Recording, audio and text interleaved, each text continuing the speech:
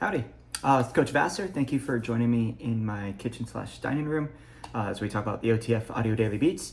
If you're new to these, thank you for, of course, tuning in. Information in the description to support me if you find value in these.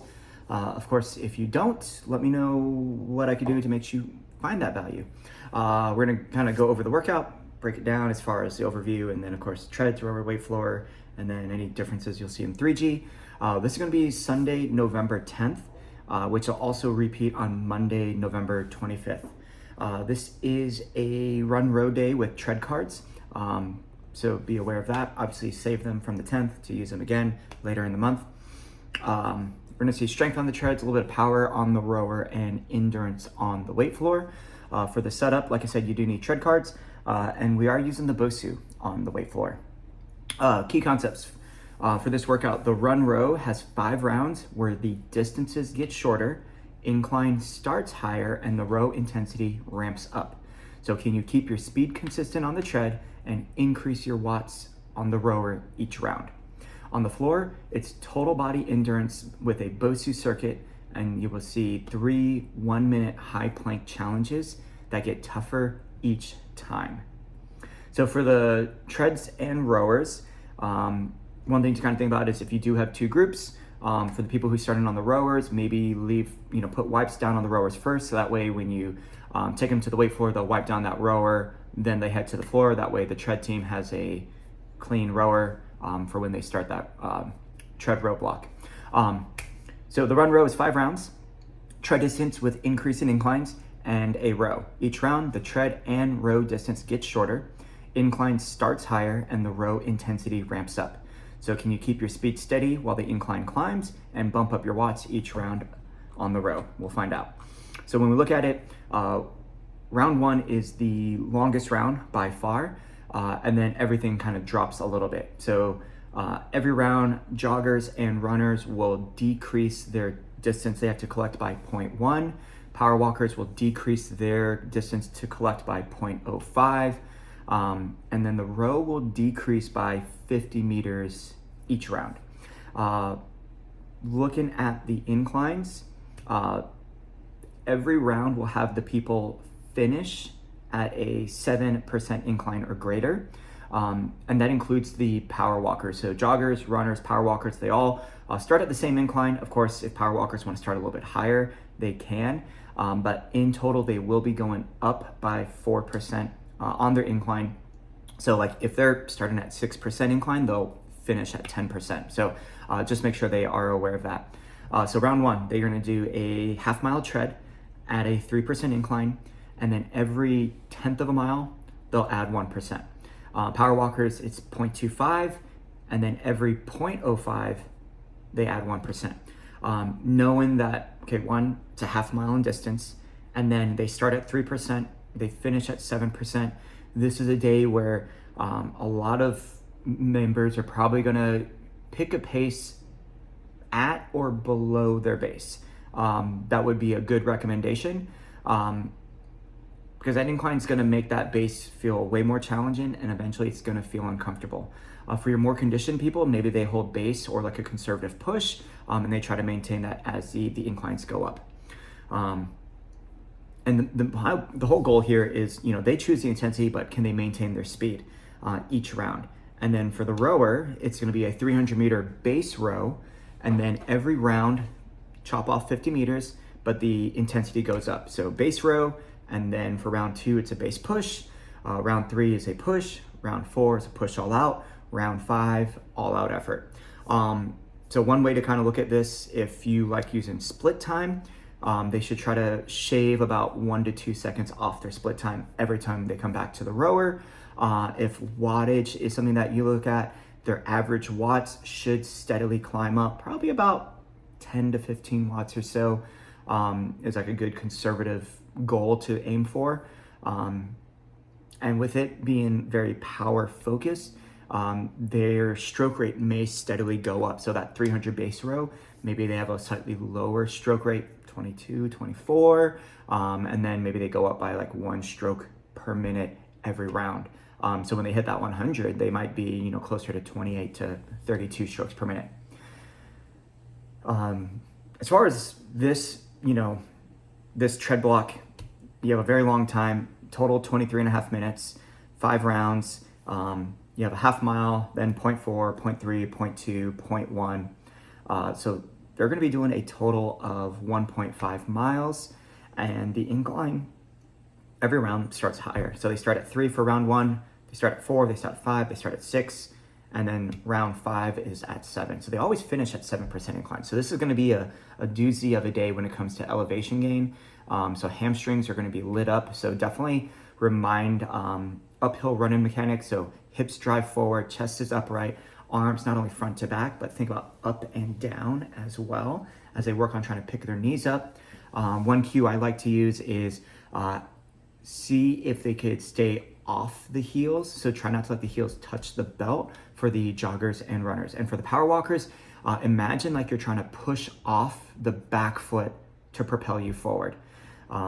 So, something to kind of think for that. That way they really emphasize, that hip extension and get that glute engagement off that back leg.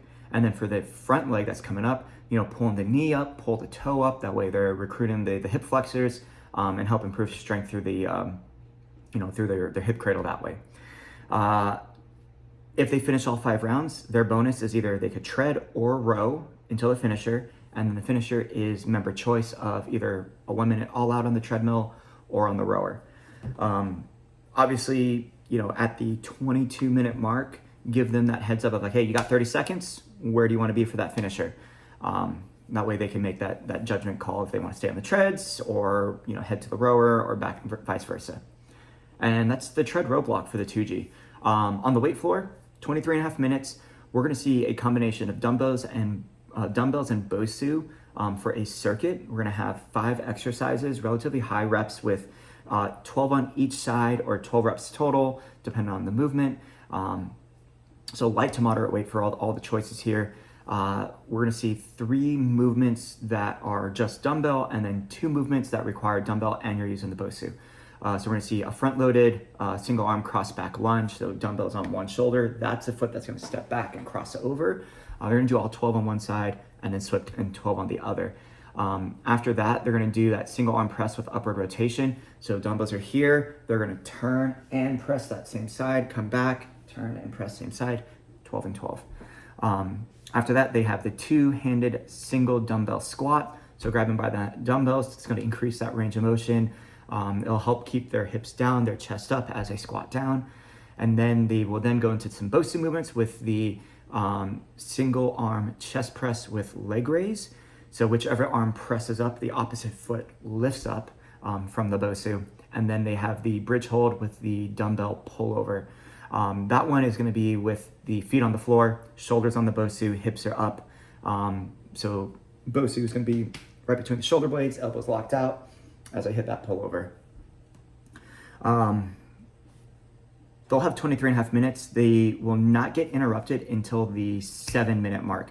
So at 6:45, that's when you'll get them set up for that BOSU high plank. When it comes to this movement, they're just holding it for the minute, bouncy side down, hands are on the BOSU, nice and simple. After a minute, they'll have 5 minutes to pick up where they left off until the next interruption. So at the 13-minute mark, now they'll go to the plank alternating leg lift. So while they're in that plank position, they're gonna keep their feet close together. The hands are gonna be wide. That's gonna be their base of support. And they'll pick one leg up through, by engaging that hip extension. So try not to bend the knees. Think about squeezing the butt cheek and then lower down, and then they'll alternate their legs. They'll do that for the minute. And then from 14 minutes until 20, so they have 6 minutes of uninterrupted work on that circuit, pick up where they left off. And then from 20 to 21, they're doing that high plank wide knee drive. So it's still hands are on the BOSU on the flat side. One knee comes out towards like the outside of that elbow, then the other side. And then they'll have 90 seconds after that to get back to the circuit. And then at the 22 and a half minute mark, it'll be a member choice finisher of any of the 3 BOSU exercises. When it comes to the setup for this one, the nice thing is they have a demo screen for the VVA. So you'll see not only the 5 circuit movements, but all 3 BOSU movements on one screen. Now you could have that, you could demo everything, explain the setup. Rep count is 12 for everything, keeps it simple that way. Of course, the plank movements, it's time, so they don't have to keep their reps. and just emphasize, lightweight and, up to moderate weight. Work on that stability, especially with the BOSU, and coach them through that.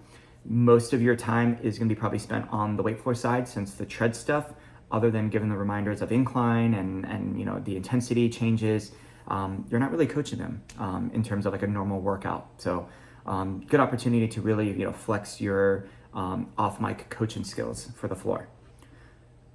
When we look at the 3G, kind of similar a setup with the treads. It's only going to be 4 rounds. They'll start with a 0.4 mile tread at 4% incline. So essentially, we're dropping that half-mile round from block 1. Key difference here is once they complete their distance, it's a self-paced walk recovery. So walk recovery until they're ready to begin round 2. So this is a good opportunity to coach, with OTB, have members recognize where their heart rate ended as far as, that apex when they were doing that last, 0.1 at 7% incline. Maybe they're high orange, maybe in the red. Walk it down until they get back down to green, maybe even blue before they start up again. So for a lot of people, it's probably going to be about 30 seconds to maybe about a minute before they start to see that heart rate trend downward, and then they get back to work when they're ready. Once they finish round 4, tread until the finisher, which is a nice simple 30-second all out. So they'll have 14 minutes to try to get through 4 rounds, and then 30-second all out to finish out that 14.5-minute block. The rower, it's also one big block. Same idea as we saw with the run row, where the distance will get shorter. However, every row is an all out, and the goal here is to actually drop split time every round. So you have 250 meter all out row. Check their split time, at the end of the row. They'll have a med ball exercise. It's going to be the single leg balance with the low row. They'll do 6 on each side, 200 meters, and they're trying to decrease that split time, maybe 1 to 2 seconds, if not more. And then 150, 100 meters. After 4 rounds, they'll complete that entire process again. But now instead of the low row, it's going to be a single leg alternate in halo. So they're on 1 foot, med ball's at the chest, med ball comes behind the head, elbows are high, back to the chest, there's 1. And then the other side, that's 2. They'll do 6 with 1 leg and then 6 with the other. If they get through all 8 rounds, row until the finisher and then hit the all out. Most likely, people will probably get at least through the 200, maybe the 250 round of that second repeat. Just because if they are truly doing an all out, they're probably going to catch their breath a couple times before they actually start the med ball exercise. And it's a little bit of balance and coordination. So that's going to take anywhere from about 45 seconds to a minute for them to complete anyways. So that's going to eat up a lot of time. So the likelihood of a lot of people getting to that bonus, probably not, but if they do, great. Weight floor is going to be the exact same setup as the 2G. Key difference here, we're only going to see the squat, and then the single arm chest press with leg raise, the cross back lunge, and then the bridge. So there is only 4 exercises in the 3G. They drop that rotation press movement, and then, but the same idea here is you'll have 45 seconds of a BOSU movement instead of a minute. First one's going to happen at 4 minutes, then they're going to see it at 7 minutes, and then at 11 minutes. So a little bit quicker intervals for them to do that. Same BOSU choices, so they have high plank, alternating leg lift, and then the wide knee drive. And then the finisher, this will be their choice for 30 seconds of those 3 BOSU movements. There you go. Nice and simple, run row that they will see again later in the month. Have them, pick an intensity a little bit more on the conservative end that they can maintain. See how that feels that first one, the longest one, and then as the distances get shorter, they should at least maintain, if not increase. But it's still going to be pretty tough with that incline. Any feedback, as always, let me know. Otherwise, coach it down.